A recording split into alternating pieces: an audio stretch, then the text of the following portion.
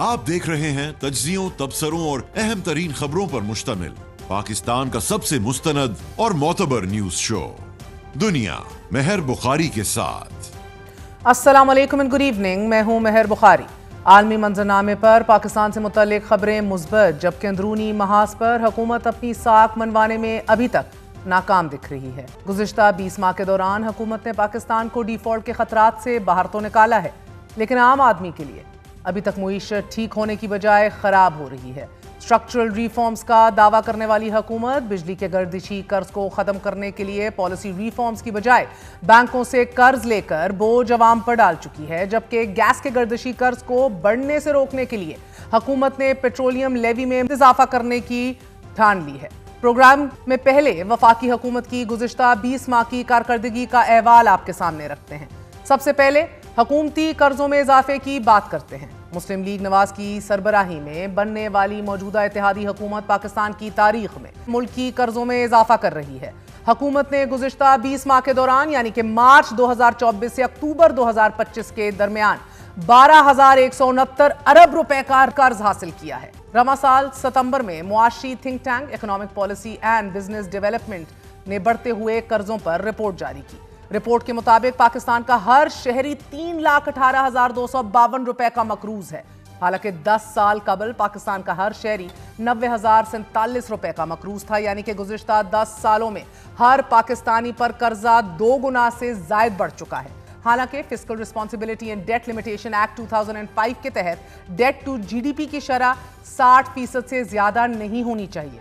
नाजरीन, अगर खित्ते के दीगर ममालिक से पाकिस्तान का मुआवजा कर लिया जाए तो भारत का डेट टू जीडीपी इस वक्त 57.1% है, थाईलैंड का 61.1%, इंडोनेशिया का 40.2%, जबकि बांग्लादेश का डेट टू जीडीपी 36.4% है।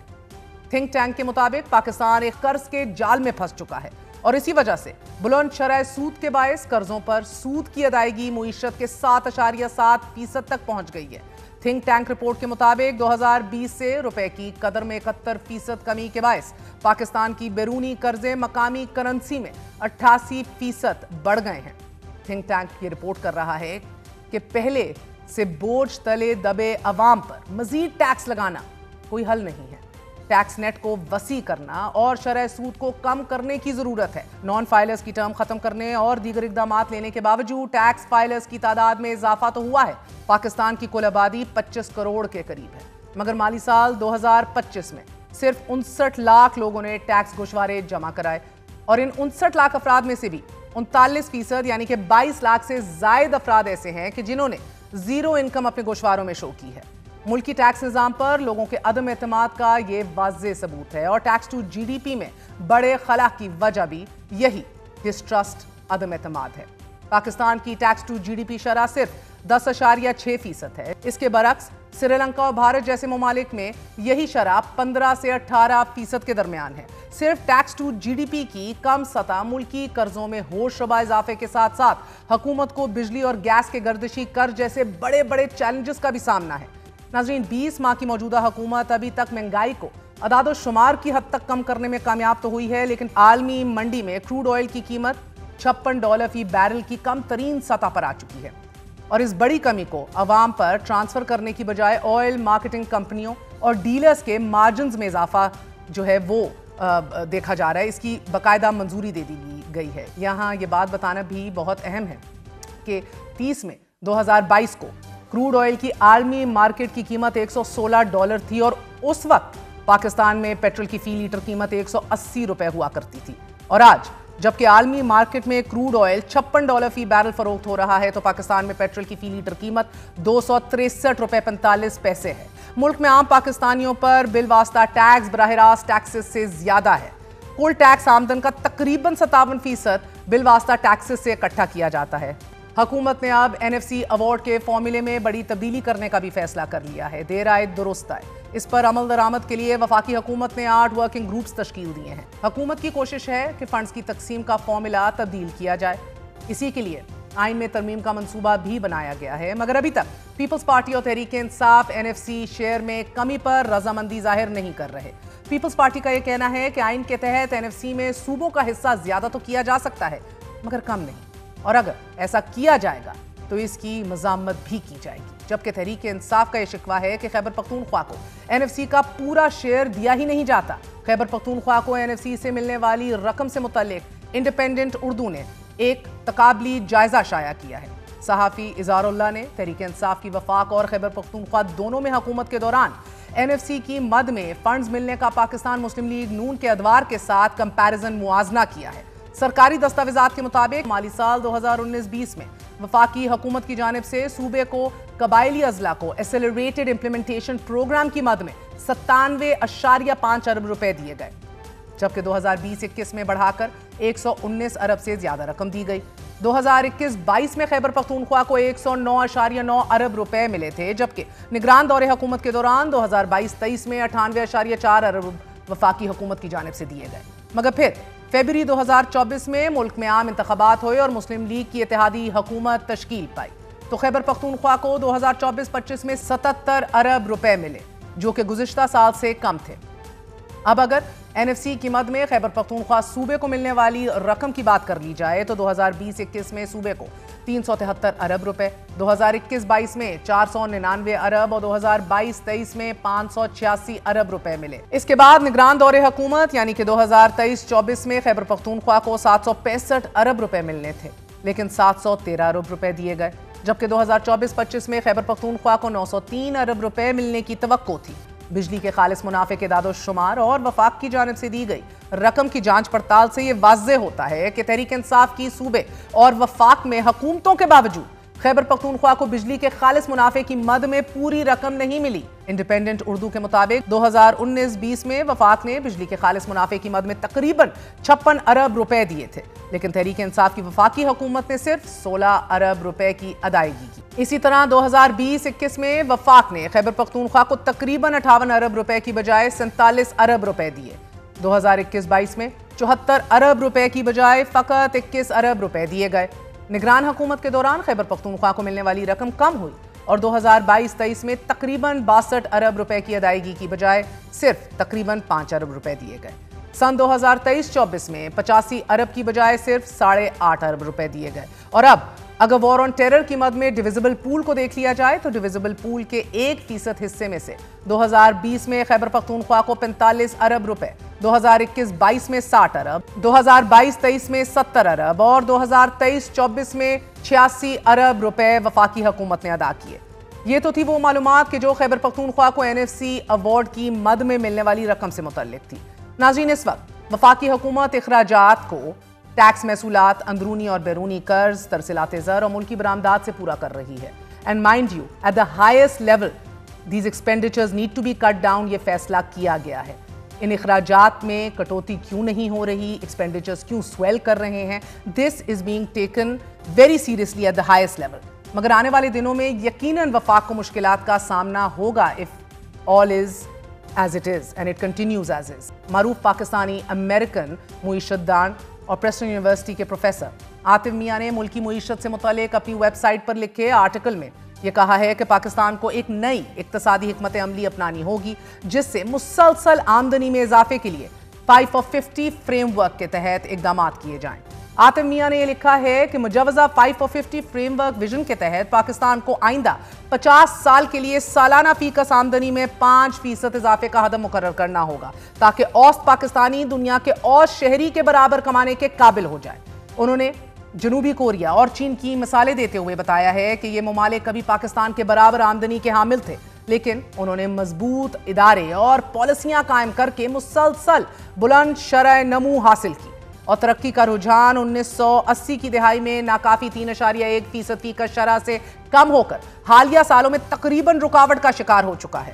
انہوں نے کہا پاکستان جمود کے نظام میں پھنس گیا ہے جس کی وجہ پالیسی کی غلطیاں بھی ہیں۔ عاطف میاں نے نتیجہ اخذ کرتے ہوئے یہ کہا ہے کہ سب سے بڑھ کر کامیاب نظام کی تبدیلی کے لیے حوصلے کی ضرورت ہے، وہ حوصلہ جو پسماندہ مفادات سے الگ ہونے اور مختلف انداز میں سوچنے اور عمل کرنے کا ہو۔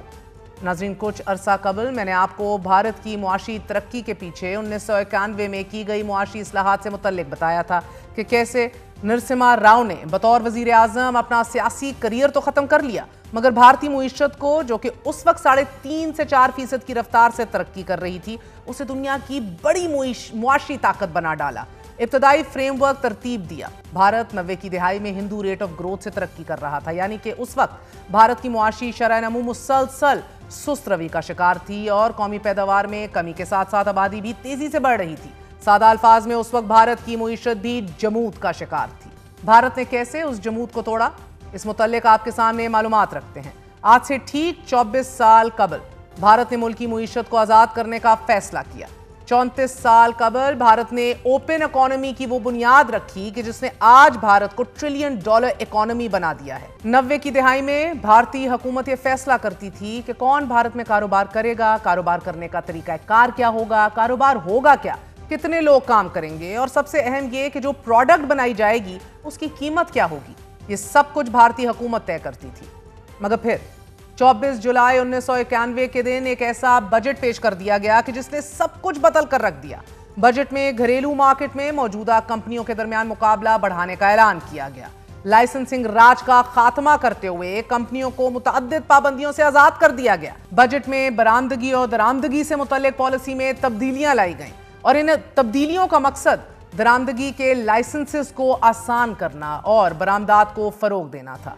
नाज़रीन, इसके अलावा बजट में गैर मुल्की सरमायाकारी का खैर मकदम किया गया और यह कहा गया कि बराह रास्त गैर मुल्की सरमायाकारी से रोजगार के मौके पैदा होंगे और बजट में सॉफ्टवेयर की बरामद के लिए इनकम टैक्स एक्ट में आयद पाबंदियों को भी नरम करने का ऐलान कर दिया गया। आज दुनिया उस बजट को नए भारत की पहली ईंट करार देती है और ये ईंट उस वक्त के भारतीय वजीर आजम नरसिम्हा राव और उनके वजीर खजाना डॉक्टर मनमोहन सिंह ने रखी थी। बजट पेश करते हुए डॉक्टर मनमोहन सिंह ने फ्रांसीसी मुफक्किर विक्टर ह्यूगो के अल्फाज दोहराते हुए यह कहा था कि जमीन पर कोई ताकत उस ख्याल को नहीं रोक सकती कि जिसका वक्त आ गया हो। बीबीसी के मुताबिक डॉक्टर मनमोहन के कहने का मतलब यह था कि भारत का एक बड़ी आलमी ताकत के तौर पर उभरना और मुआशी ताकत बनना एक ऐसा ख्याल था, एक ऐसा आइडिया था कि जिसका वक्त आ गया था और कोई इसे रोक नहीं सकता था। मारूफ भारतीय सहाफ़ी सूर्या प्रकाश का यह मानना है कि उस वक्त मुआशी बहरान से निकलना ना सिर्फ एक चैलेंज था बल्कि उससे कहीं ज्यादा मजबूरी का अंसर गालिब था। उस वक्त हालात बहुत ज्यादा खराब थे और मुआशी हालात की खराबी के पीछे सियासी बेयकीनी, अनसर्टेनिटी और जमातों के अंदर इस एहसास का फुकदान था कि भारत डूब रहा है, क्योंकि भारत पर जो कर्ज था वो इस हद तक बढ़ गया था कि भारत को $5 अरब के कर्ज की किस्त अदा करने के लिए अपना सोना गिरवी रखना पड़ गया था, जबकि किस्त की मालियत सिर्फ $40 करोड़ थी। IMF ने कर्ज के लिए 25 शराइत रखी, मगर डॉक्टर मनमोहन सिंह के जो सियासत से रिटायर हो चुके थे उन्हें नरसिम्हा राव ने अपना वजीर खजाना बनाया। राव साहब चट्टान बनकर डॉक्टर मनमोहन सिंह के पीछे खड़े हो गए और फिर नरसिम्हा राव और डॉक्टर मनमोहन सिंह की जोड़ी ने वो कर दिखाया कि जो यकीनन एक मोज़ा है। मारूफ सहाफ़ी मानी शंकर AR कहते हैं कि उस वक्त ऑपोजिशन अरकान मनमोहन सिंह पर भरपूर तंकीद किया करते थे, मगर नरसिम्हा राव मनमोहन सिंह के पीछे खड़े थे और बार बार उन्हें यह कहते थे कि आप अपना काम जारी रखिए, हम आपके साथ हैं। नरसिम्हा राव 5 साल तक भारत के वजीर आजम रहे। जब वो वजारत उज़्मा के ओहदे से सुबकदोश हो रहे थे, उन्हें मालूम था कि उनका सियासी करियर खत्म हो चुका है। नरसिम्हा राव ने अपने सियासी करियर और 5 साल दौरे वजारत के दौरान पेश आने वाले वाकयात से मुतल्लिक द इनसाइडर के उन्वान से एक नावल भी लिखा, मगर अपना जिक्र इस नावल में नहीं किया। भारत को मुआशी ताकत बनाने वाले नरसिम्हा राव का अपना और उनके खानदान का आलम यह था नाजरीन कि उनके बेटे की फीस बेटे के ससुराल वालों ने अदा की, जबकि उनकी बेटी के पास कॉलेज की फीस अदा करने के भी पैसे नहीं थे। और जब नरसिम्हा राव को गिरफ्तार किया गया तो वकीलों की फीस अदा करने के लिए उनको अपना घर बेचना पड़ गया। भारत की मिसाल देने का मकसद भारत को बड़ा साबित करना नहीं है, बल्कि भारत के एक वजीर आजम की मिसाल देना इसलिए लाजमी था क्योंकि नरसिम्हा राव ने भारत को एक ऐसे मुआशी जमूद से निकाला जिस जमूद का शिकार आज पाकिस्तान है। मारूफ अमरीकी अदाकार डेंजल वॉशिंगटन ने क्या खूब कहा, if you have an enemy then learn and know your enemy, don't just be mad at him और हर। दुश्मन से सीखने से मुतल्लिक एरिस्टोफेन्स ने भी कहा था, the wise learn many things from there enemies. वक्त आ गया है कि हम भी अपने दुश्मन से सीखें और अपने आप से पूछें, has the idea to make Pakistan great again, has the time come? एक छोटा सा वक्फा, we're going to be right back.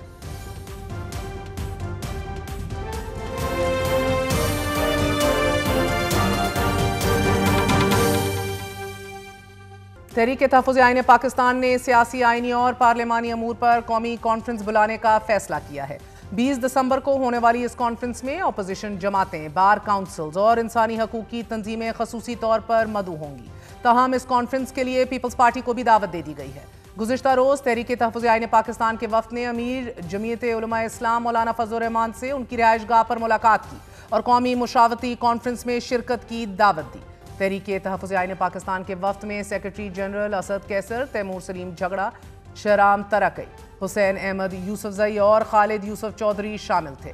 ملاقات میں دونوں اطراف سے ملک میں موجودہ سیاسی صورتحال، آئین کی بالادستی، جمہوریت کے استحکام اور قومی یکجہتی کے اہم ترین مسائل پر جامع تبادلہ خیال کیا گیا۔ دوسری جانب ایمنسٹی انٹرنیشنل کی شائع ہونے والی رپورٹ میں احتجاج کرنے والے مظاہرین پر پولیس کے تشدد کی مذمت کی گئی ہے، جبکہ حکومت نے ان آوازوں کے جواب میں عمران خان کو قید تنہائی میں رکھے جانے سے متعلق تحریک انصاف کے رہنماؤں کے دعووں کو مسترد کر دیا ہے۔ اس حوالے سے وزیر اعظم شہباز شریف کے ترجمان مشرف زیدی نے برطانوی نشریاتی ادارے اسکائی نیوز سے بات کرتے ہوئے کہا ہے کہ عمران خان قریب 860 روز سے جیل میں ہیں اور اصولاً انہیں ہر ہفتے ایک ملاقات کی اجازت ہونی چاہیے، مگر انہوں نے 112 ہفتوں کے دوران 870 ملاقاتیں کی ہیں۔ عمران خان نے اپنی بہنوں سے 137 ملاقاتیں کی ہیں کہ جن میں 45 علیمہ خانم، 49 عظمیٰ خانم اور 43 نورین خانم کے ساتھ ہوئی ہیں۔ عمران خان نے اپنی بہنوں سے لگ بھگ 140 ملاقاتیں کی ہیں، جو کہ کہیں سے بھی قید تنہائی نہیں لگ رہا۔ اسی حوالے سے بات کریں گے، ہمارے ساتھ موجود ہیں محمد زبیر صاحب اور عامر الیاس رانا صاحب۔ بہت بہت شکریہ آپ دونوں کا ساتھ دینے کے لیے۔ میں زبیر آپ سے آغاز کروں گی۔ پہل تو ایک بات بتائے دیجیے گا، کیونکہ سیاسی بیان نہ دینے کے اوپر جو ہے سارا معاملہ اٹکا ہوا ہے۔ قانونی جو تمام تر فیصلے ہیں ان کو بھی کوٹ کر کے کہا جاتا ہے کہ باہر آ کر سیاسی بیان نہ دینے کی بات کی گئی تھی، جس کی سرن خلاف ورزی کرتی ہے تحریک انصاف۔ آپ لوگ چلیں پرانا قانون ہے، مگر ہم بار بار نواز شریف صاحب کی بھی بات کرتے ہیں، تب تو آپ بڑے عملی طور پر بڑے متحرک بھی تھے پی ایم ایل این کے اندر۔ تب اور آج میں کیا فرق ہے؟ سیاسی بیٹھکیں گفتگو ہوتی تھی؟ اچھا، ایک تو مہر میں کلیریفائی کرتا ہوں، مشرف زیدی کا یہ جو بیان ہے کہ 840 سے پتہ نہیں کتنی ملاقاتیں ہوئی ہیں، اگر اس طرح سے میتھمیٹکس کی جائے جس طرح سے مشرف زیدی نے کی ہے، تو انہوں نے نمبر آف پیپل جو ہر ہفتے یا 10 دن کے بعد ملاقاتیں کرتے رہے ہیں عمران خان سے، اس کو ٹوٹل کو جمع کر کے 840 سے 850 ملاقاتیں بتائی ہیں۔ اس لحاظ سے نواز شریف سے ایک مہینے میں 600 ملاقاتیں ہوتی تھی، کیونکہ ہر ہفتے 150 لوگ جاتے تھے ملاقات کرنے کے لیے۔ سو اگر یہ اس طرح سے کاؤنٹنگ کا طریقہ کار ہے، that was supposed to be one meeting, and by the way وہ جو میں کہہ رہا ہوں 150 لوگ، وہ سیاسی 150 لوگ ہوتے تھے، جس میں ورکرز بھی ہوتے تھے، لیڈرز بھی ہوتے تھے۔ جو لائرز کے ساتھ ملاقاتیں ہوتی تھیں میاں نواز شریف کی، وہ الگ ہوتی تھی، وہ تھرسڈے کو نہیں ہوتی تھی، وہ تو ظاہر ہے ایز اینڈ وین جب جو بھی کیس لگنا ہوتا تھا اس سے پہلے یا بعد میں جو بھی ملاقاتیں ہوتی تھی۔ سو ایک تو مشرف زیدی صاحب نے یہ کیا کہنا چاہیے ڈس آنیسٹی سے یہ پیش کیا، یا ان کی سمجھ میں کچھ فقدان تھا۔ دوسری بات یہ ہے کہ بالکل جب ہم باہر آتے تھے تو ایک پریس کانفرنس نہیں کرتے تھے، کیونکہ ہر ایک کو شوق ہوتا تھا پریس کانفرنس کرنے کا۔ اگر نہال ہاشمی گئے ہوئے ہیں تو ان کو بھی شوق ہے کہ باہر آ کے پریس سے بات کریں۔ سعد رفیق بھی کرتے تھے، میں بھی کرتا تھا، مریم اورنگزیب بھی کرتی تھی، عطا تارڑ بھی کرتے تھے، مطلب سارے کرتے تھے۔ ایک نہیں ہوتی تھی پریس کانفرنس، کم سے کم 3 یا 4 ہوتی تھی۔ اور طلال چودھری بھی کرتے تھے جو آج منسٹر آف اسٹیٹ ہیں انٹیریئر کے، تو کوئی ریسٹرکشن نہیں ہوتی تھی۔ یہ کیسے ہو سکتا ہے کہ آپ سیاسی رہنما سے باہر ملنے گئے ہیں اور باہر آ کے آپ موسم کی بات کریں؟ بھئی آپ کو کیا ڈر ہے؟ سیاسی بات کر رہے ہیں نا، آپ کو ڈر کیوں ہے؟ آپ کو کس چیز کا خوف ہے؟ سو یہ بالکل ہی میرا خیال ہے زیادتی ہے، اور اگر یہ سمجھتے ہیں کہ وہ باہر آ کے پریس کانفرنس نہ کریں اس سے شاید عمران خان کی پاپولیرٹی کم ہو جائے گی، یہ بالکل غلط ہے۔ دیکھیں، جو مشرف زیدی نے گفتگو کی اس کو ڈس آنیسٹی زبیر صاحب نے قرار دیا۔ یہ زبیر صاحب اور وہ آپس میں طے کر لیں کہ آنیسٹلی کس نے کیا بات کرنی ہے، کیونکہ میں تو ان کی بات کا جواب دینے کا پابند نہیں ہوں، لیکن میں ان سے جو سن رہا ہوں، کبھی انہوں نے فوج کے بارے میں نواز شریف کے بہاف پہ یہ فکرے کہے تھے جو عمران خان صاحب کے ٹویٹس میں آ رہے ہیں، جو ان کی بہنوں نے، ان کے وکلا نے مسلسل کیے؟ پابندی جو لگی ہے وہ سیدھی سی بات ہے نا، کوئی ادھر چھپی ہوئی تو نہیں ہے نا۔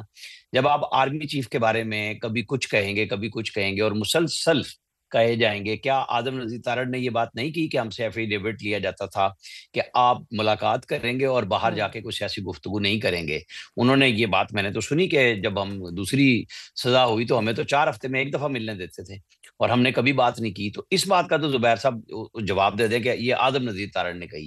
عمران خان صاحب کے ساتھ لوگوں کی ملاقات ضرور ہونی چاہیے, ان کی فیملی کی, وکلا کی, اس پہ کوئی دو رائے نہیں. لیکن جب D G I S P R نے آ کے کہا کہ وہ فوج اور عوام کے درمیان میں دراڑ ڈالنے کی کوشش کر رہے ہیں, اور کوئی چھپ کے نہیں کہا, عمران خان نے بھی, ان کی بہنوں نے کہا کہ پیغام اس سے بھی زیادہ سخت تھا جو آخری پریس کانفرنس ہوئی ہے, جو آخری ملاقات ڈاکٹر عظما کی ہوئی, تو انہوں نے بھی انکار نہیں کیا کہ وہ تو بہت سخت گفتگو کر رہے تھے.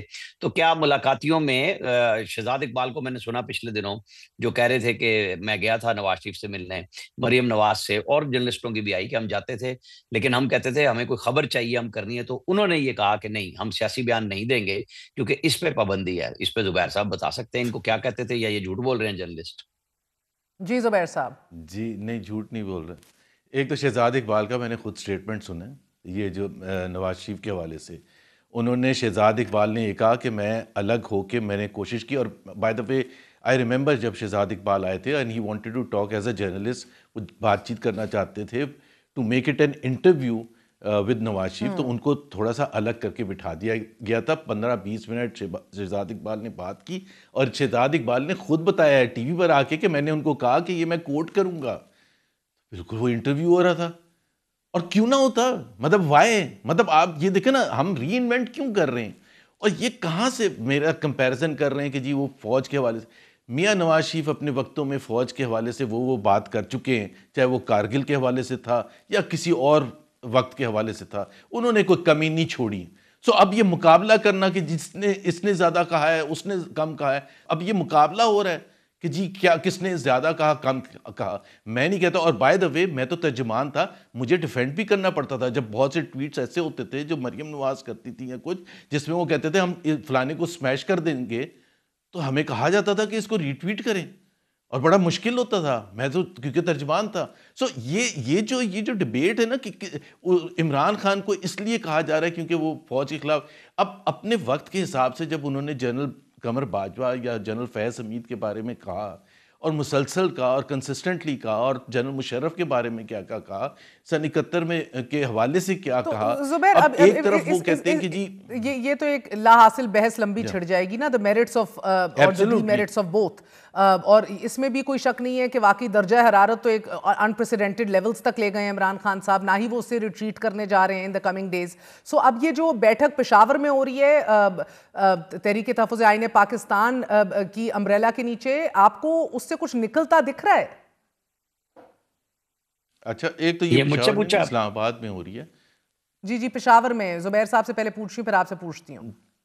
جی دیکھیں اس سے ایک بات یہ ہے کہ 27ویں امینڈمنٹ جب ہوئی ہے, اس سے پہلے 26ویں ہو چکی تھی, 27ویں جب ہوئی ہے تو ہم سمجھتے ہیں کہ آئین بالکل ختم ہو گیا. میں نے تو بلکہ سجیسٹ کیا ہے کہ اس کا نام بھی چینج کیا جائے, تحفظ آئین نہیں ہے یہ, تو دوبارہ سے آئین بنانے کی ہم نے بات کرنی ہے. سن 73 کا آئین تو بالکل ان آل لیٹر ان اسپرٹ ختم ہو چکا ہے.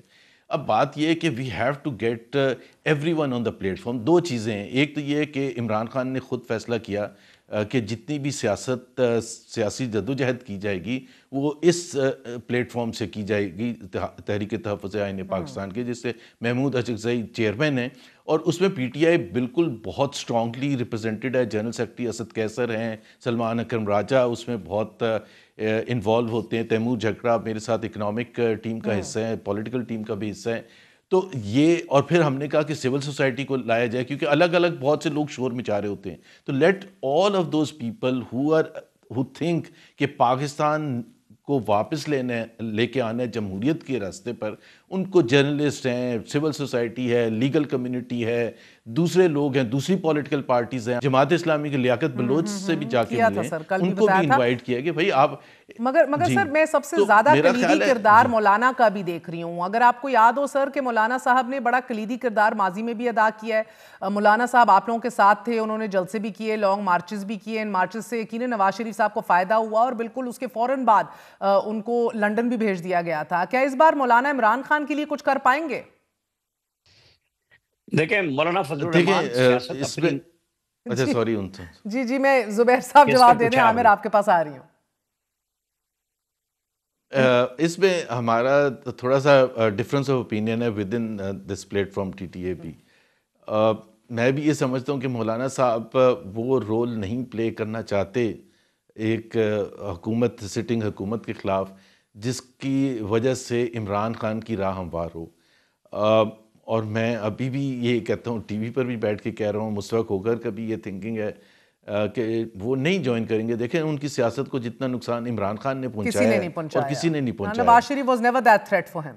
بالکل جی, بلکہ انفیکٹ عامر صاحب یہ تو بالکل ہی میاں صاحب کو تو ان کی پوزیشن کو بحال کروانا یا فیسیلیٹیٹ کرنا ان کی رہائی کو, وہ تو انیویٹبلی فائدے میں ہی جانا تھا, جو ہم نے دیکھا بھی کہ جب یہ سارے اتحادی ساتھ مل کے ان لوگوں نے حکومت بنائی after vote of no confidence. مگر عامر صاحب بتائیے کہ آئی انڈرسٹینڈ مسئلہ یہ بھی ہے کہ عمران خان پر کوئی اعتماد کرنے کو تیار نہیں ہے, مولانا بھی کھل کر حمایت نہیں کر رہے, لیکن اب جو یہ بیٹھک ہونے جا رہی ہے 20 تاریخ کو, اس کے اندر سب سے میک اور بریک پوائنٹ کیا ہے کہ عمران خان پہ ڈسٹرسٹ ہے, یا آپ کو لگ رہا ہے کہ اس کرنٹ فلو آف تھنگز میں کوئی بھی کوئی پوزیشن لے نہیں سکے گا یا کوئی فرق پڑے گا نہیں؟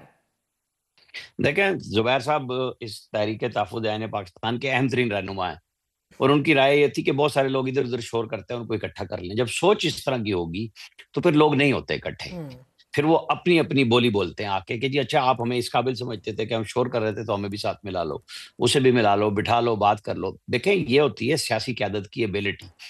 نواز شریف اور زرداری نے اگر پی ڈی ایم بنایا تھا اور مولانا فضل الرحمان کو اس کا سربراہ بنایا تھا, تو یہ ان کی دونوں کی سیاسی دانست میں تھا نا کہ مولانا فضل الرحمان کو لے کے ہمیں اپنے مقاصد حاصل کرنے ہیں, مولانا فضل الرحمان کو اپنے مقاصد حاصل کرنے تھے.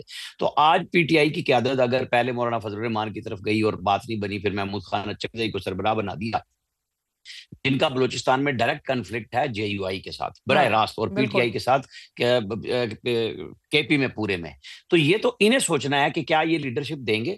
اور میں آپ کو بتاؤں, یہ مصطفیٰ نواز کھوکر سے پوچھ لیں جا کے, جب پی ڈی ایم بنا تھا اور زرداری صاحب سے نواز شریف کی طے ہوئی تو انہوں نے کہا جی آپ ہمارے پیپلز پارٹی کے پنجاب کے رہنماؤں کو ٹکٹس دیں گے اور اپنے لوگوں کو نہیں دیں گے. اور یہ اس میں 8 10 12 سیٹوں کا طے ہو گیا کہ جو ہارے بھی ہوئے ہیں, لیکن مین ہے قمر زمان قائرہ ہیں, خود مصطفیٰ نواز کھوکر تھے, راجہ پرویز تھے, ملتان سے گیلانی برادرز تھے. ان کا ایک پورا پیکٹ بنا تھا کہ جناب اس طریقے سے چلیں گے اور ہم اپنے کینڈیڈیٹ نہیں دیں گے. پہلے ان دونوں نے آپس میں انڈرسٹینڈنگ کی, آئندہ الیکشن کی, پھر مولانا فضل الرحمان کو پی ڈی ایم کا سربراہ بنایا. آپ مجھے بتائیں کہ یہ روزانہ کی بھانت بھانت کی بولی بولنے والے جب آپس میں بھی ایک نہیں ہوتے تو ایک بڑا سیاسی کردار کیسے ادا کریں گے؟ مجھے نہیں سمجھ آتی. میں بالکل چاہوں گا کہ اپوزیشن کو بہترین کردار ادا کرنا چاہیے. یہ آدھے تو بیٹھے ہیں اسمبلیوں سے نکلوانے کے لیے, آدھے بیٹھے ہیں اسمبلی میں بیٹھنے کے لیے. یہ کس طریقے سے کی اپوزیشن ہو رہی ہے کہ ان کے کوئی بنیادی خد و خال ہی نہیں بن رہے. کوئی 4-5 دفعہ تو یہ بنیادی منشور کے اوپر لڑ چکے ہیں آپس میں کہ ہم یہ کر لیں گے, ہم وہ کر لیں گے, ہم نکل جائیں گے, مولانا کو لائیں گے, مولانا کو نہیں لائیں گے.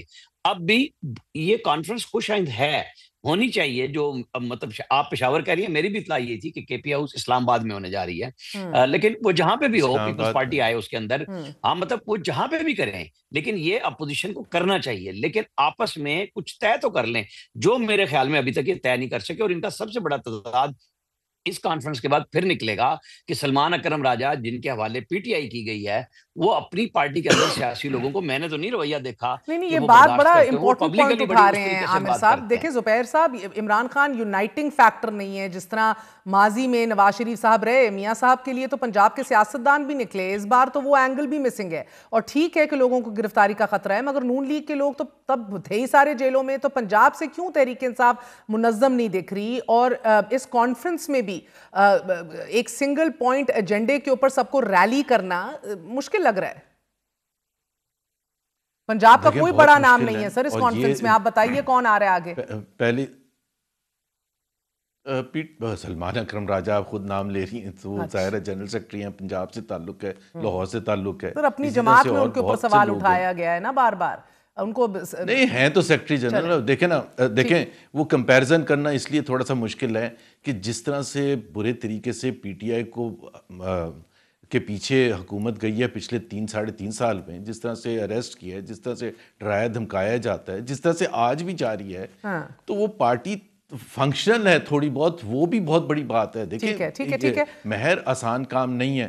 دوسری بات یہ ہے کہ یہ جو کہہ رہے ہیں نا کہ کوئی اسمبلیوں سے ریزائن کرنا چاہتا ہے، کچھ نہیں. جب پی ڈی ایم بنی تھی اس میں مسئلہ جو تھا نا پی ڈی ایم بننے میں، فارملائز ہونے میں، جس میں نواز شریف نے پھر کلیدی کردار ادا کیا تھا. پیپلز پہلے جو ڈرافٹ ایگری ہوا تھا، P D M Nawaz Sharif مولانا صاحب یہ چاہتے تھے کہ پیپلز پارٹی ریزائن کرے گی، سب ریزائن کریں گے تمام اسمبلی سے. پیپلز پارٹی کا موقف تھا وہ نہیں کریں گے. اوبیسلی ان کے پاس ایک ریزن تھا کہ سندھ میں ان کی حکومت تھی، اور ان کے پاس ایک پوائنٹ آف ویو تھا کہ پچھلے ادوار میں بھی 1985 میں بھی جب انہوں نے بوائکٹ کیا تھا تو اس کا کوئی فائدہ نہیں ہوتا. سو ڈفرینس آف اوپینین تو ہوگا، that is why there are so many different parties. میں نے یہ کہا تھا جس کو عامر بھائی نے غلط لے لیا کہ اپنا دیکھیں نا، جس طرح سول سوسائٹی ہے، سول سوسائٹی میں بہت سے لوگ کنٹریبیوٹ کرنا چاہتے ہیں، جدوجہد کا حصہ بننا چاہتے ہیں، لیگل کمیونٹی کے لوگ ہیں، بڑے اچھے اچھے لوگ ہیں. ان کو یکجا کرنا، ایک پلیٹ فارم دینا، اور پھر اس کے بعد ایک مشترکہ لائحہ عمل طے کرنا سب کی مرضی سے کہ آگے آپ کس طرح سے اس جدوجہد کو لے کے جائیں، کوئی انلیگیلٹی یا انکانسٹیٹیوشنل طریقے سے نہیں. اینڈ آئی تھنک خان صاحب نے ریئلائز کیا کہ پی ٹی آئی کی وجہ سے P T I can't do a solo flight. That is why انہوں نے ایک ایسی پرسنالٹی محمود اچکزئی، جس کو میرا خیال ہے سب اچھے نگاہ سے دیکھتے ہیں، ان کو اس کا چیئرمین بنایا، اختیار بھی دے دیا ہے کہ جی جو مرضی جس طرح مرضی جدوجہد آگے لے کے جانا چاہے. اور پی ٹی آئی ایک اور ایک مولانا فضل الرحمان صاحب کے اوپر تو کسی کیٹلسٹ کا کردار ادا کرنے پہ آپ دونوں متفق ہیں، وہ تو کاٹا لگا دیا گیا ہے. ان کے اپنے سیاسی مفادات کا ٹکراؤ ہے، عمران خان کے لیے کوئی راستہ پیو آؤٹ کرنا، اور ابھی ماضی میں بھی جو ایک ڈسکمفرٹ رہا ہے، مگر اسے قطع نظر سر پیپلز پارٹی ایک بڑا اہم کردار ادا کر سکتی ہے. اسے کیوں نہیں ٹیپ ان کیا جا رہا ٹو دا پوائنٹ ویئر آپ کو بھی خبریں موصول ہو رہی ہیں این ایف سی کا ریوزٹ جو ہے وہ انیویٹیبل ہے. سو پیپلز پارٹی نے 2013 والی حکومت بھی بچائی، بڑا کلیدی کردار ادا کیا. وہ اپوزیشن میں تھے اس وقت بھی حکومت سے تھوڑی دوری پر ہی تھے، مگر پھر بھی بڑا کلیدی کردار ادا کیا. اب پیپلز پارٹی کو اس طریقے سے ٹیپ ان کرنے کا یہ وقت ہے، کیا سنجیدگی سے کیا جا رہا ہے، اپنی توانائی ادھر مرکوز کی جا رہی ہے؟ ایک تو دیکھیں 2014 سے کمپیئر کرنا دھرنے میں جب پیپلز پارٹی نے سپورٹ کیا تھا، that was a true democratic, more or less democratic period. اس وقت وہ نہیں ہے. پیپلز پارٹی اس رجیم کا حصہ ہے جس میں continuation of the system is, میں تو اسی لیے کہہ رہی ہوں continuation is important, but Bilawal کا وزیر اعظم بننا، این ایف سی کو ریوزٹ کرنا، یہ سارے وہ کانٹے ہیں سر، دریا جو ہے جو عبور کر کے آگے بڑھنا ہے، اور یہ وداؤٹ اے فائٹ عبور نہیں ہوگا. دیکھیں نا ابھی تک پیپلز پارٹی یا Bilawal N F C award پر پریویل کی ہے، ورنہ تو جو 27ویں امینڈمنٹ تھی اس کے اوریجنل. عامر صاحب آپ کی کیا خبر ہے؟ یہ پریویل کی ہے فار ناؤ، مگر کیا ہونے جا رہا ہے آگے؟ عامر صاحب آپ بھی صحافی ہیں، آپ کو بھی پتہ ہے، بتائیے. مجھے نہیں سمجھ آئی کہ وہ اس کو ڈیموکریٹک پیریڈ کہتے ہیں جس پہ دور ساروں کے ساتھ ایک جیسے ہوتے ہیں. بات ہوتی ہے پولیٹیکل اسٹریٹجی کی. نواز شریف نے بنائی، پیپلز پارٹی ساتھ کھڑی ہوئی، خورشید شاہ ساتھ کھڑے تھے بطور اپوزیشن لیڈر، لے کے چلے سب کو ساتھ. اور سر اصل جدھر وہ اختلاف کر رہے ہیں نا عامر صاحب، ادھر آئیے نا. ایک کھڈے سے تو بچ بچا ہو گیا پیپلز پارٹی کا، ابھی 27ویں کے اندر این ایف سی کو ریوزٹ نہ کرنا، 28ویں کے اندر یہ آگے کتنی بڑی کھائی ہے بتائیے.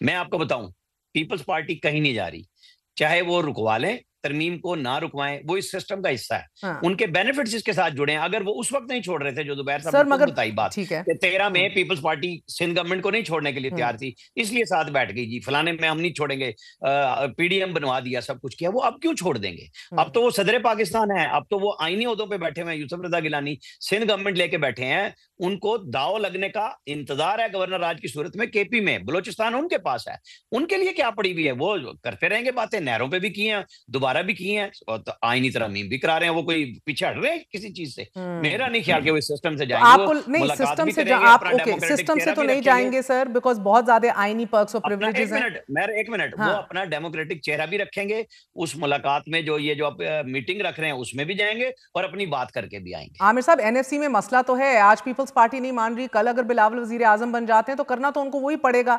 یہ تو انڈرسٹوڈ ہے. میرا نقطہ یہ ہے کہ پیپلز پارٹی کو ساتھ ملا کر تھوڑا حکومت پر دباؤ ڈالا جا سکتا ہے، یہ مارجن بھی نہیں ہے ابھی تحریک تحفظ عین پاکستان کے پاس. میں اس لیے نہیں مان رہا کہ یہ بہت سارے لوگ کہتے ہیں نا وہ جی پیپلز پارٹی کو، صدر پاکستان کے پاس وہ اختیار آئین میں وہ واحد موجود ہے کہ انہیں یہ کہنے کی بھی ضرورت نہیں ہے کہ جی عدم اعتماد لاہور نکالو. وہ کہہ دیں میں ہٹ رہا ہوں اور شہباز شریف اعتماد کا ووٹ لے لو، کرا لیں. بھائی یہ کوئی کہانی ہے کہ جی آ بھی رہی ہے، حامی بھر چکی ہے. نہیں آئے گی. پیپلز پارٹی کیوں آئے گی؟ مطلب دیکھیں نا، وہ اس رجیم کا حصہ ہے. وہ اس رجیم کو چاہے 27ویں امینڈمنٹ NFC ایوارڈ پر ان کے تحفظات ہیں اور بالکل جائز تحفظات ہیں. I totally support and understand Peoples Party کس پوائنٹ آف ویو سے آ رہی ہے NFC کا دفاع کرنے کے لیے. ایک تو یہ جو provincial government versus federal government کی جو بحث ہے، اس میں سے سب سے ایک سٹارٹنگ پوائنٹ غلط ہے کہ as if the ownership of all resources is federal government, اور وہ ایک بڑا ایک احسان کرتی ہے کہ جی آپ اتنا لے لیں، آپ اتنا لے لیں. And now they have decided کہ 58.5% نہیں دیا جائے گا، اب کم دیا جائے گا کیونکہ وفاق کی ضرورت زیادہ ہے. اور صوبائی حکومتوں نے تو ویسے ہی خراب کام کیا. وفاق نے کون سے کوئی بڑا زبردست تیر مارے ہیں پچھلے 10-12 سال میں جب سے NFC ایوارڈ آیا ہے. سو بالکل وہ اس میں سیریس ہے، وہ پروٹیکٹ کرنے کی کوشش کریں گے. اب میرا اپنا خیال یہ ہے کہ فیڈرل حکومت بھی اور اسٹیبلشمنٹ بھی پیپلز پارٹی کی پوائنٹ آف ویو سے ایگری کرے گی، and then they will move forward without changing much in the NFC. Okay. اور سر اس صورتحال کے اندر آپ لوگ یہ کاوش تو کنٹینیو کر رہے ہیں، مگر عامر صاحب دوسرا جو اپنی ایک اور کاوش پیرالل چل رہی ہے، 1.5 انچ کی مسجد بنائی ہوئی ہے چند سابقہ تحریک انصاف کے رہنماؤں نے، اور ان کی کاوش ہے کہ ڈائیلاگ ہو. یہ خبر بھی تھی شامی صاحب کی 10 دن پہلے، پھر عباسی صاحب نے بھی دی کہ باقی رابطہ کر رہے ہیں کچھ آفیشل سے، حکومت سے، کہ یہ ڈائیلاگ ہو. اس کے اندر آپ کے عمران اسماعیل ہیں، فواد چودھری سمیت ہیں. Do you see that going any where? آپ نے 1.5 انچ کی مسجد کہہ کے ان کے چورن کا کام ہی فارغ کر دیا. مجھے یہ بتائیں کہ عمران خان کی PTI میں یہ فواد چودھری کہاں سے آ گئے، اسماعیل کہاں سے آ گئے؟ ان کا کیا کام ہے بھائی؟ یہ بھاگے پھر رہے ہیں کہ ہمیں ساتھ لے لو، وہ بات نہیں کرتے، ملتے نہیں ہیں. اچھا جی $1 ارب لائیں گے، او بھائی $1 نہیں لا سکتے آپ ان کے ذریعے. یہ آپ جو اچھی بلی بیچاروں نے جیل کاٹ لی ہے کوٹ لکھپت والوں نے، ان کو بھی گندا کرنے کی کوشش ہے. شاہ محمود قریشی کو، ڈاکٹر یاسمین راشد کو، اعجاز چودھری کو. اللہ کے بندو، وہ بیچارے اوریجنل جیل میں ہیں، آپ ان کو بھی گندا کرتے ہیں ملاقات کر کے. یہ کس چکر میں بیٹھے ہوئے ہیں؟ یہ بس خبر برائے خبر آ گئی. ہمارے دوست ہیں انصار عباسی صاحب، شامی صاحب بڑے بزرگ ہیں، دی ہوگی خبر، لیکن ان کا 0/0 کا نتیجہ کیا ہوتا ہے مجھے بتا دیں. 0+0 جتنے مرضی ضرب جمع لگا لیں، اینڈ پہ 0 آنا ہے. وہ PTI کی اوریجنل بریڈ، وہ عمران خان کو اگر قائل کر لیں تو کوئی بات بنتی ہوئی نظر آئے گی. عمران خان مانتے کسی کی نہیں. ابھی تو آپ دیکھ لیں یہ جو تحریک تحفظ آئین پاکستان کا بیڑا غرق عمران خان کے اپنے ہاتھوں سے ہوگا نا. ذرا چل تو لیں گے، ذرا تحریک تو شروع کریں، پھر دیکھیں وہ جب اعلان کریں گے پھر کیا ہوگا. زبیر صاحب کیا کہیں گے؟ یہ دیکھیں، ایک تو میں اس بات سے ایگری کر رہا ہوں کہ جو ڈسپائٹ دا فیکٹ کہ فواد چودھری اور عمران اسماعیل والوں کی وغیرہ کی سنسیئر کوشش ہے، میں پرسنلی بات کر چکا ہوں. ظاہر سی بات ہے وہ خان صاحب کے ساتھ اتنے عرصے رہے ہیں، ان کے ساتھ ظاہر تعلقات بھی ہیں، وہ سمجھتے ہیں کہ خان صاحب نے بہت سفر کر لیا اور کچھ نہ کچھ ہونا چاہیے. بٹ ہیونگ سیڈ دیٹ، جو میرا اور فواد چودھری یا عمران اسماعیل کا ڈفرینس آف اوپینین ہے، اس میں اتنا آسان نہیں ہے کہ آپ تھوڑا سا پیچھے ہٹ جائیں، وہ تھوڑا سا پیچھے ہٹ جائیں. اور فیڈرل حکومت جو ہے PMLN اس میں کیوں ایسے ہی پازیٹیو کردار ادا کرے گی؟ وہ میٹنگ کرنے کے لیے تو وہ کریں گے. ہاں جی کچھ نہ کچھ ہونا چاہیے، ٹیمپریچر کم ہونا چاہیے. It's a non starter. Effort کرنے میں کوئی خرابی نہیں ہے، but it's a non starter. آپ لوگ انڈرسٹینڈ کر رہے ہیں کہ ایفرٹ آپ کر رہے ہیں but it's a non starter. نہیں، میں اپنی بات نہیں کر رہا. میں وہ بھی سر اس ماحول میں تو نان سٹارٹر ہی ہے نا، ورنہ ماضی میں ہم نے کیا کیا نہیں دیکھا. میاں صاحب پرویز مشرف کی جیل میں تھے، اس وقت ملاقاتیں بھی ہو گئی، کسی کو کانوں کان خبر نہیں ہوئی. پھر آپ نے دیکھا کہ دوسری بار اعجاز شاہ کے بقول رپورٹس میں کچھ اور ہوا تھا، اس وجہ سے نواز شریف عمران خان دور میں باہر چلے گئے. تو ہونے کو تو کچھ بھی ہو سکتا ہے، لیکن ہونے کو کچھ بھی ابھی نہیں ہو سکتا، ایز آف رائٹ ناؤ نہیں ہو سکتا. ابھی ایک چیز ہے، جس طرح ابھی اگر حکومت سنسیئر ہو تو کم سے کم ایک چیز تو کرے نا، کہ تاکہ چیزیں آگے بڑھنے شروع ہیں. سر حکومت نے اپنی سنسیئرٹی آپ کو تو ثابت کرنی نہیں ہے نا، ان کو سنسیئرٹی یا لیجیٹیمیسی یا کریڈیبلٹی کی تو ایشوز ہی نہیں ہے. ٹائم بائی کرنا ہوتا ہے نا، ایک ٹائم بائی بھی کرنا ہوتا ہے. ایک آپ نے دوسرے آڈینس کو، انٹرنیشنل آڈینس کو، سر عامر صاحب ٹائم بائنگ کو ایشو ہے اس حکومت کے لیے. پہلے بھی 10 ایئر پلان کا سنا تھا، ادھر بھی لگ بھگ کچھ ایسا ہی سن رہے ہیں. مجھے تو یہ نہیں سمجھ آتی کہ یہ انٹرنیشنلی کس کو ڈھونڈ رہے ہیں، کہ کون ان کے لیے آئے گا. یہ تو ٹرمپ پہ بیٹھے ہوئے تھے 20 جنوری سے، عمران خان نے مذاکرات اس کے لیے توڑ دیے تھے. وہ کس کا نام لیتا ہے روزانہ؟ ذرا زبیر صاحب لے لینا نام کہ وہ کس کی بات کرتا ہے اور روزانہ کرتا ہے. مودی کی تو چھیڑ بنائی ہوئی نا، ان کی بھی بنی ہوئی ہے. جو پی ٹی آئی کے ساتھ لگے ہوئے ہیں کہ سارے $1,000,000 ہم نے لگائے ہیں, وہ آئے گا, وہ یہ کر دے گا, وہ کر دے گا, سارا کچھ اڑا کے رکھ دیا. وہ نام بھی نہیں لیتا, وہ پوچھتا بھی نہیں ہے. اور امریکہ نہیں ہے تو باقی کون سا ہے؟ مجھے بتا دیں آپ کہ یہ اس چکر میں لگے ہوئے ہیں. ان کو یہاں کی ریالٹی سمجھنی چاہیے. سیاسی طور پہ ان میں کسی میں ضرورت ہوگی عمران خان سے جا کے بات تو کریں. یہ اندر جاتے ہیں, وہ جو کہتا ہے چپ کر کے واپس آ جاتے ہیں. میں 10 لوگوں سے پوچھ اور ریپنگ اپ پھر عامر صاحب آپ کو پھر فیض حمید کی کہانی میں اگلی کڑی عمران خان کا ملٹری ٹرائل دکھ رہا ہے. عمران خان نے میری فائنل کال ہے, مجھے تو 100% لگ رہا ہے, مجھے تو اٹک قلعہ نظر آ رہا ہے دونوں کے لیے. آپ جیلیں مت ڈھونڈیں ادھر ادھر کی. وہ اگر ملٹری ٹرائل ہونا ہے تو وہ آرام سے وہاں دونوں کا ہو جائے گا, اس میں کون سا ایشو ہے؟ یہاں پہ نواز شریف نہیں رہے اٹک قلعے میں. جب یہ ہوتی ہے آپ ملٹری کی کسٹڈی میں ہیں تو کہاں جائیں گے؟ آپ کی کنیکٹیوٹی فیض حمید کے کیس میں سیدھی سی ہے, یہ پہلے سے ہے. یہ جی ایچ کیو ٹرائل ایسے نہیں روکا گیا, جی ایچ کیو حملہ کیس کئی مہینوں سے رکا ہوا ہے. وہ شفٹ ہوگا یا یہ شفٹ ہوگا. وہ فائل ہینڈ اوور ہو سکتی ہے ٹو دی ملٹری کورٹس اگر اتنی شواہد سامنے آ گئے. وہ دیکھیں نا مہر, میں اس کا ایک بس چھوٹا سا جواب, اگر چیزیں آ رہی ہیں نا تو بڑی سامنے کی بات ہے. کسٹڈی تو مانگ لی جائے گی. پہلے بھی سویلین کورٹ سے کسٹڈی مانگی گئی تھی سب کی جن کے ملٹری کورٹ میں ٹرائل ہوئے ہیں. عامر بھائی جو بھی بول لیں, 2.5 سال ہو چکے ہیں May 9 کو. جو ہمیں ابھی تک ایویڈنس بتایا گیا, بہت بڑا ایویڈنس, وہ 2 یا 3 پولیس والے جو بھیس بدل کے صوفوں کے پیچھے سن کے May 7 کو جو میٹنگ ہوئی تھی پی ٹی آئی کی, وہ ایویڈنس ہمیں پتہ ہے. مجھے اس سے آگے کوئی اسپیکولیشن نہیں کرنی ہے. اس کا مطلب یہ کہ 2.5 سال میں آپ کے پاس کچھ اور نہیں آیا. اور اگر آیا ہوتا 14 مہینے کی وہ جو اب عامر صاحب ہنس دیے, میں تو سمجھ ہی نہیں رہی سر, کبھی آپ ہنس دیتے ہیں کبھی عامر صاحب ہنس دیتے ہیں. نہیں مطلب آپ خود بتائیں نا کہ یہ بھونڈا ایویڈنس آج تک کبھی آپ نے سنا ہے کہ 3 بندے ایک میٹنگ میں پہنچ گئے سب سے بڑی پولیٹیکل پارٹی کے اور پتہ ہی نہیں چلا کسی کو. زبیر بھائی یہ ایویڈنس اسی طرح کے ہیں, گڈ ٹو سی یو والے. ہم بیٹھے ہیں, ہم نہیں ہم بیٹھے ہوئے ہیں, لے آئے نا. وہ بجائے قانون اور لا پہ بلیک ڈکشنری پہ فیصلے دینے والے وہ کھوسا صاحب چیف جسٹس ہو کے 3 کیس سے زیادہ نہیں سنتے تھے. وہ بھائی اس ملک میں جوڈیشری نے ہمیشہ یہی کردار ادا کیا. آپ سمجھتے ہیں کہ آپ یہ باتیں کر کے تو سزائیں نہیں ہوں گی؟ وہ بھائی ہوں گی, ہو چکی ہیں. آپ کس کو بچا رہے ہیں, کس کو بتا رہے ہیں؟ بھائی آپ کو ریالٹی سمجھنی چاہیے. آپ نہیں سمجھ رہے تو بس ٹھیک ہے, پھر آپ کہتے رہیں کہ وہ دیکھ رہا تھا, فلانا دیکھ رہا تھا.